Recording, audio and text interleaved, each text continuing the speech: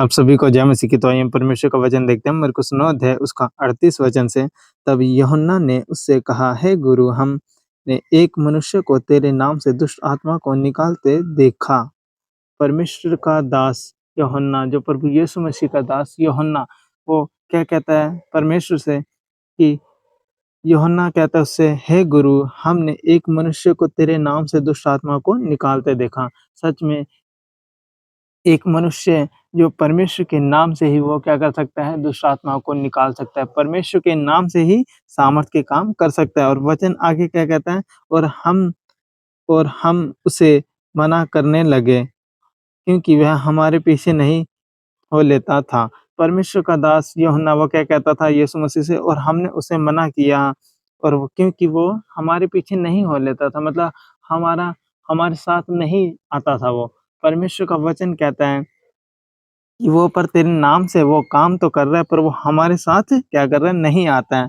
तब यीशु ने कहा, अब आगे देखिए उसका वचन कहता है, यीशु ने कहा, उसको मत मना करो, क्योंकि ऐसा कोई जो मेरे नाम से सामर्थ के काम करे और जल्दी से मुझे बुरा कह सके, क्योंकि जो हमारी विरुद्ध में नहीं वह हमारी ओर है। परमेश्वर का वचन कहता है कि ऐसा कोई भी मनुष्य नहीं जो सामर्थ्य के काम करे, ठीक है? वो जो भी सामर्थ्य के काम करते हैं, वो परमेश्वर की सामर्थ्य के द्वारा काम करते हैं, ठीक है? तो हमें भी क्या है, अगर हम भी कोई सामर्थ्य के काम करते हैं, हीलिंग प्रेयर करते हैं, तो किसकी सामर्थ्य के द्वारा? परमेश्वर की सामर्थ्य के द्वारा। वचन कहता है ना, उसको मना मत करो, क्योंकि ऐसा कोई नहीं जो मेरे नाम से सामर्थ्य के काम करे।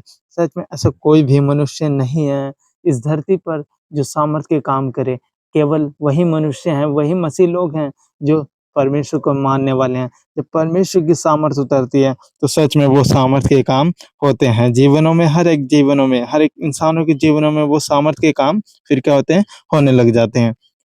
ठीक है, जो व्यक्ति मसीह को ग्रहण करता है, वचन कहता है कि उसको मना मत करो।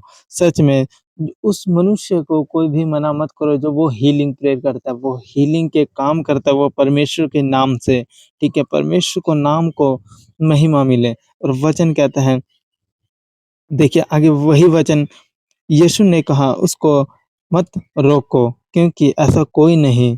उस मनुष्य को क्या करो? मत रोको। जो भी अगर हीलिंग प्रेयर करता है, उस व्यक्ति को मत रोको। वचन कहता है, क्योंकि ऐसा कोई नहीं जो मेरे नाम से सामर्थ्य के काम करे। सच में इस धरती पर ऐसा कोई भी मनुष्य नहीं है जो परमेश्वर के नाम से सामर्थ्य के काम करे, कोई भी मनुष्य नहीं। और वचन कहता है, और जो जल्दी मुझे बुरा कह सके। सच में ऐसा कोई इंसान नहीं है जो परमेश्वर को बुरा कह सके, क्योंकि परमेश्वर क्या है? पवित्र है। जो मसीह को नहीं मानने वाले हैं, वो लोग क्या करते हैं? ठट्ठों में उड़ाते हैं। तो वो लोग सच में, जो वो लोग ऐसा करते हैं, तो सज़ा उनको ज़रूर मिलेगी। परमेश्वर का वचन कहता है कि मैं पवित्र आत्मा की निंदा परमेश्वर क्या करते हैं? नहीं बर्दाश्त करेंगे। वचन कहता है, वचन में लिखा हुआ है ये। और वचन कहता है कि जो जल्दी से मुझे बुरा कह सके, क्योंकि जो हमारे विरुद्ध में नहीं वह हमारी ओर है। सच में जो व्यक्ति मसीह के विरुद्ध में नहीं है ना, वो समझ लो मसीह की ओर है। वो परमेश्वर के वचनों को ज़रूर ग्रहण करेगा, वो परमेश्वर के वचनों पर ज़रूर चलेगा। वचन कहता है आगे देखिए, जो कोई एक कटोरा पानी तुम्हें इसलिए पिलाए कि तुम मसीह के हो, तो सच में कहता हूँ कि वह अपना प्रतिफल पा चुका है। सच में जो व्यक्ति परमेश्वर के दासों को, जो व्यक्ति परमेश्वर के लोगों को इज्जत-सम्मान करके, जो उनका आदर करके एक गिलास अगर उनको पानी भी पिलाता ना, तो वचन कहता है कि सच में वह अपना प्रतिफल पा चुका है। तो सच में हमें भी क्या करना चाहिए? हमारे घर पे कोई मसीह लोग आएँ, तो हमें भी उनका आदर-सम्मान करना चाहिए। उनको खुद से जो हम खाते हैं, खुद से अच्छी वस्तु देने की उन्हें सोचें, ठीक है? हमारे जीवन में अच्छी सोच होनी चाहिए इस चीज़ को लेके।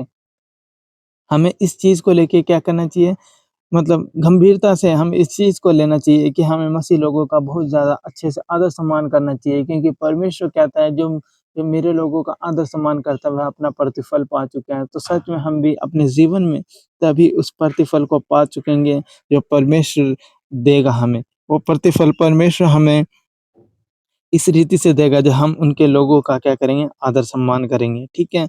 तो वचन हमें यही शिक्षा देता है कि जो भी व्यक्ति मसीह के नाम से यदि कोई काम करे, सामर्थ के काम करे, हीलिंग के काम करे तो उसे मना मत करें।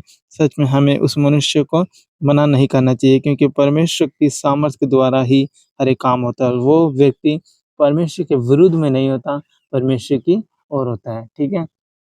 और वचन कहते हैं जो तुम्हें मेरे नाम से 1 गिलास पानी भी देता है तो सच में वो अपना प्रतिफल पा चुका है। तो इससे हमें यही शिक्षा मिलती है कि हमें मसीह लोगों का आदर-सम्मान करना चाहिए और हमें मसीह लोगों का इस रीति से आदर-सम्मान करेंगे तभी हमारे जीवन में हम अपना प्रतिफल पाएँगे। जो परमेश्वर हमें देना चाहता है, हम उस प्रतिफल को पाएँगे अपने जीवन में। तो सच में इस वचनों के द्वारा आपको बहुत ऐसा आशीष